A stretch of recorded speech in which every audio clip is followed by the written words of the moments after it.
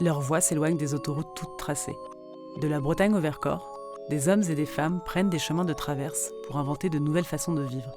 Que ce soit pour se loger, se nourrir, s'éduquer, se déplacer, se cultiver. Leurs utopies s'ancrent dans les territoires, leurs idées font grandir la société, leurs projets ne demandent qu'à être répliqués. Itinéraire Abyss, la nouvelle série de Make Sense, vous invite à découvrir des collectifs, des initiatives d'hier et d'aujourd'hui, des rêves devenus réalité. Dans ce 4e épisode, direction le moulinage de Chirolles, en Ardèche.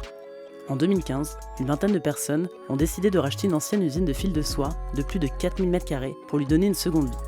Leur rêve, la transformer en un lieu d'habitat collectif, mais aussi un lieu accueillant des activités artistiques, culturelles, artisanales et bien plus encore. Je les rencontre en plein chantier participatif. Alors, tu as 2 trous, et du coup quand tu as 2 trous, hop, tu vas relier un rouge avec un rouge. Mais sauf que c'est pas si simple que ça, parce que tu as tes résolants. Donc les résolants, c'est des... Je m'appelle Benjamin, je suis au moulinage de Chirolles, dans lequel j'occupe un atelier d'art plastique qui s'appelle l'Artelier.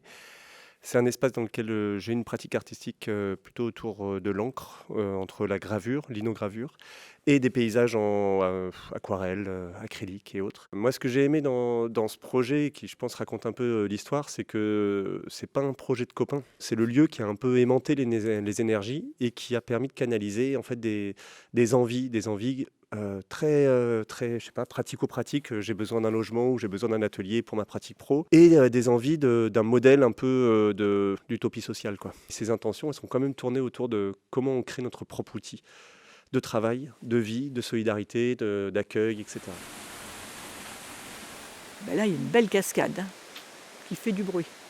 Et des jeunes qui vont faire relever un futur mur, parce que c'est eux qui ont fait ça. Je viens de Lyon. Ben, c'est ma fille qui voulait faire un chantier comme ça, participatif. Elle m'a dit, maman, tu viens avec moi? Maman, elle n'a même pas réfléchi, puis elle est partie.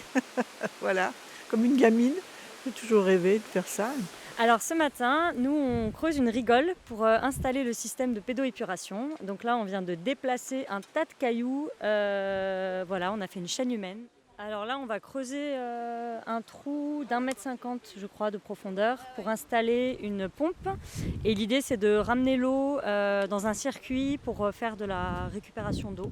On est dans un territoire qui a été, je pense, alors ça c'est que mon discours, mais un peu traumatisé par une vague d'exode urbaine du coup, des années 70, avec des gens qui rachetaient quand même des gros trucs, des hameaux, etc., et qui en faisaient une partie un peu autarcique et déconnectée du territoire. Et nous, on est la génération après. J'ai l'impression qu'on n'a pas du tout le même comportement. Nous, on a beau avoir nos itinéraires, nos chemins, etc. On a l'impression que sur nos territoires, il faut tout apprendre des anciens, des locaux, etc. Et c'est un gage de notre intégration aussi dans ce territoire-là.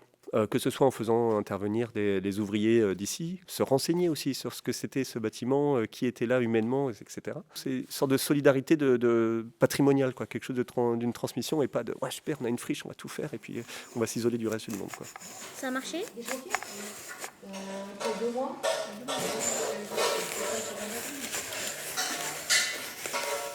Ça marche? Ah bah tu vois, puis quand t'arrives au bout, hop, tiens, chouette, et ça tu l'enlèves.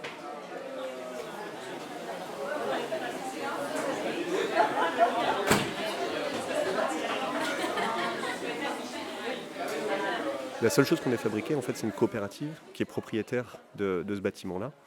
Et il y a une association qui permet de la faire tourner les espaces de cette coopérative. On achète des parts sociales de la coopérative pour utiliser un espace.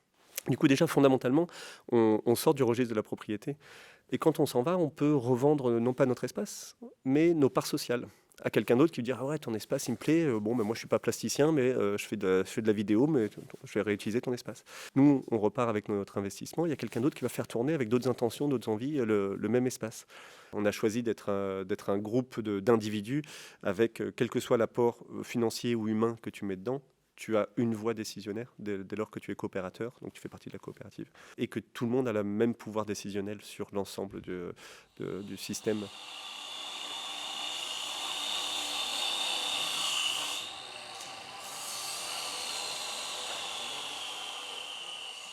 On réfléchit à faire vivre la culture et l'art Plutôt du côté du maillage, quoi. Et pas c'est-à-dire de pas forcément mélanger les pratiques, mais les articuler, quoi.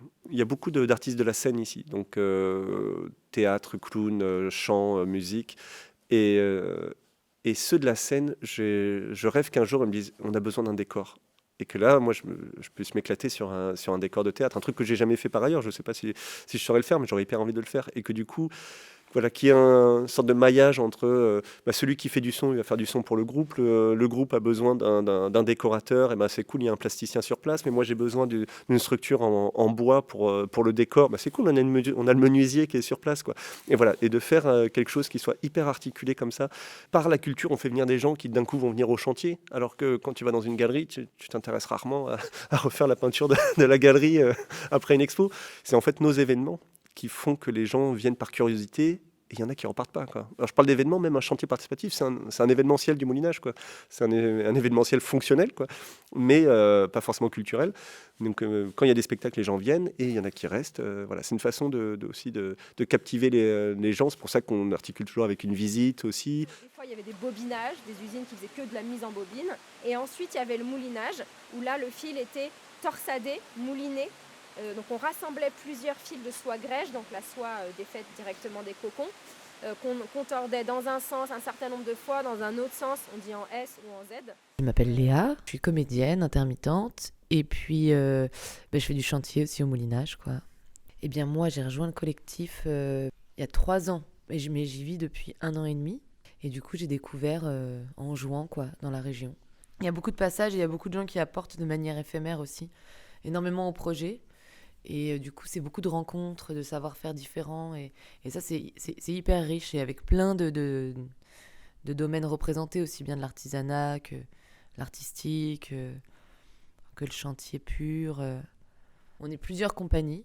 Du coup, en fait, on fait nos créations beaucoup ici aussi. On a les espaces pour, le matériel. À la fois, on a des subventions. On va faire une salle de spectacle aux normes. Et à la fois aussi, c'est complètement... dans une philosophie anarchique, avec pas de limite au possible, au genre artistique qui peut être là. C'est à la fois pirate et institutionnel, et puis en plus qui se transforme tout le temps, quoi. Je saurais pas le figer dans quelque chose ou le comparer. Ouais. Moi, je m'y vois encore dans 10 ans, ouais. Pas de souci. Je veux pas que ce soit un objet fini. C'est comme si d'un coup il avait plus de sens, il était mort parce qu'il était fini, quoi. L'idée, c'est que vraiment il continue de passionner et que les lieux continuent à changer de destination parce que les usages auront changé, que les nouvelles personnes diront moi cet espace j'en ferais bien autre chose. Ah, super, vas-y, parce que nous on sait plus quoi en faire. Et qu'il continue à évoluer, que ce soit toujours un objet en mouvement, quoi.